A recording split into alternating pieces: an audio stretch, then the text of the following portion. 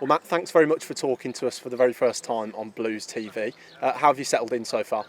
Well, I think I've settled in okay, but you probably have to ask the players that. But yeah, no, it's been fantastic.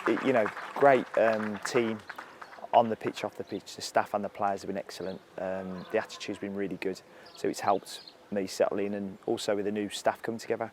I think these are really good times because you're able to kind of form bonds and get to know each other, which is the benefit. Yeah. Tell us a bit about yourself in terms of your past coaching experience, because it's a long roll call, isn't it? Oh, I tell you what, you should have prepped me for that one before. How far are we going back?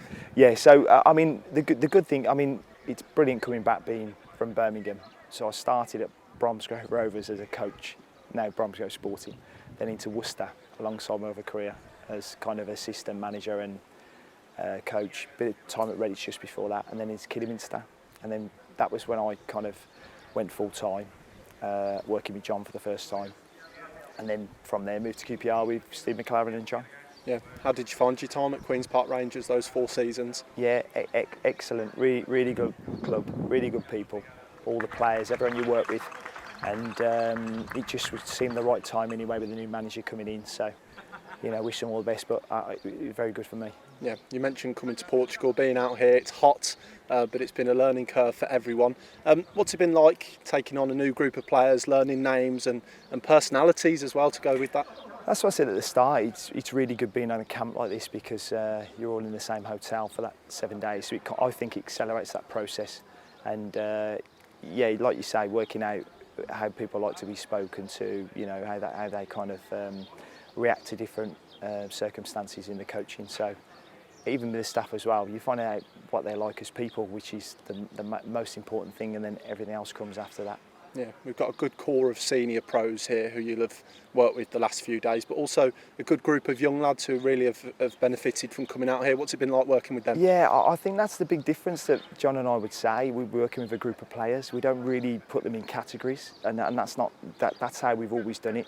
It doesn't matter if you're the oldest with the most appearances or the youngest. We're here to try and help improve, and I think that's the same with all the coaching staff because we've got, at the end of the day, we've got 3 coaches on the staff that have worked with internationals, and through the development phases. So it's a real nice blend, I think. And we've got what Guards has put together off the pitch to try and support the whole of that group. And that's what we're trying to do. Yeah. Back to you. You're a local lad, as we can tell. Was having the opportunity to return to a more local area a bit of a pull for you? I haven't lost my accent. I wouldn't be able to tell.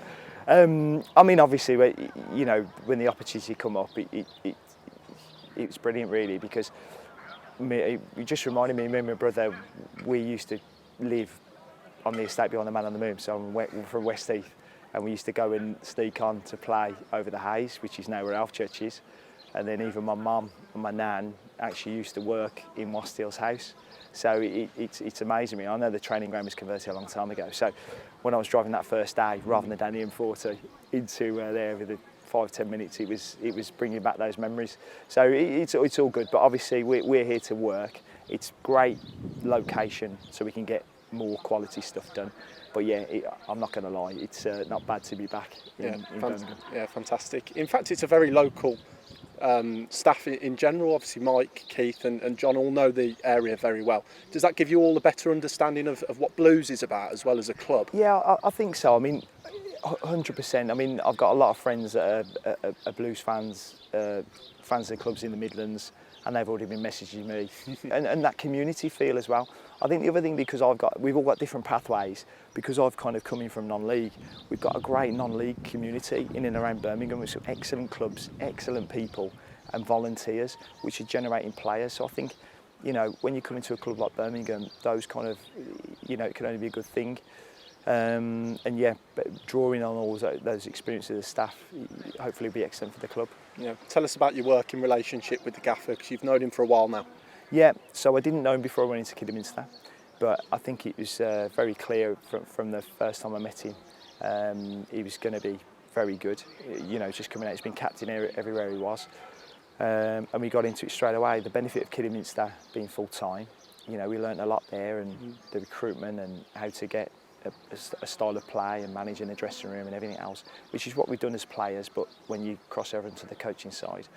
And then I think the last 4 years has been a brilliant experience because, you know, as I say, all the people down there from Les and Lee who run it to the managers I've worked with. I've been very fortunate to work with Steve McLaren, Mark Warburton, Les, Chris Ramsey, you know, talking about the coaches. So I think from my point of view, John and I have kind of learnt new things from Mark, Steve, and bring it into your armoury. So it's been a really good experience. Yeah, and does knowing him for as long as you have done now mean you can have those honest conversations and bounce those ideas around? I think that's another thing with the gaffer, that everyone he wants honesty from the start.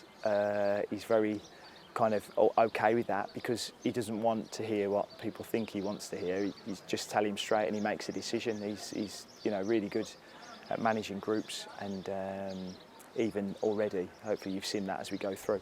So yeah, my personal relationship, I think it's always objective on what we've got to do. And even this week, we've come in like, obviously I think we were in the building on the Sunday, or, you know, Monday when we flew out, but we've got certain objectives that we're trying to hit this week to make sure we get that plan in place on and off the pitch, keep it as simple as possible, and everyone knows what we want from them, really. Yeah, you mentioned those objectives there, but one thing that we've all certainly noticed from watching your style, all four of you in fact, is that standards whilst you're here at Birmingham City Football Club are going to be very high, aren't they? Yeah, reverting back to your first question, that is what I would say about John. He knows his standards and he doesn't slip up, and everyone has to be, but I think that's good. I think that's a good thing. It can only, when the quality is high, and the lads have been brilliant, you've seen how hard they've been working, and the staff and everything, and then you kind of get people buying into it. But 100% is, that's like a non-negotiable really, it's a given. Everyone has to be the best we can be because, you know, I think it's important we do that. Yeah, Keith Downing, we spoke to him earlier this week. He spoke very highly of bringing a structure and bringing clarity and a style to the team. How important is that to you all as coaching staff? I think it just gives everyone a template, like a structure to hang from. So Keith's, as I said, got a lot of experience. John and I have recently gone through the pro licence, and it's all about leadership. And I think on the pitch with the coaching, just the terminology, putting a plan in, keeping it really simple.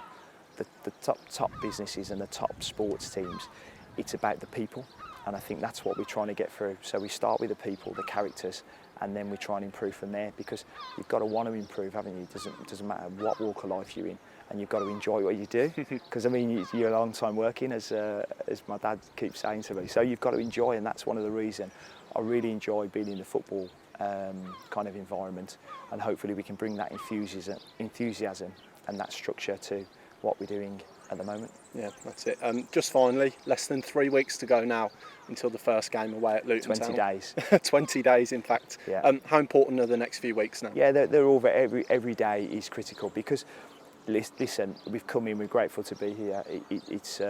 But we are starting a little bit late, so we're prioritising all the time, and I think everything's a priority, but we've had to prioritise the priorities, if that makes sense. So we're looking at that and trying to focus on the next few days. We're getting into the friendlies now, and as I say, give us that kind of template on the pitch that everyone knows what they're doing really, and we'll build. So, but with the focus of the first game of the season away at Luton. Yeah, Matt, real pleasure to talk to you for the very first time. Good luck. No, thank you very much. Good to talk to you too.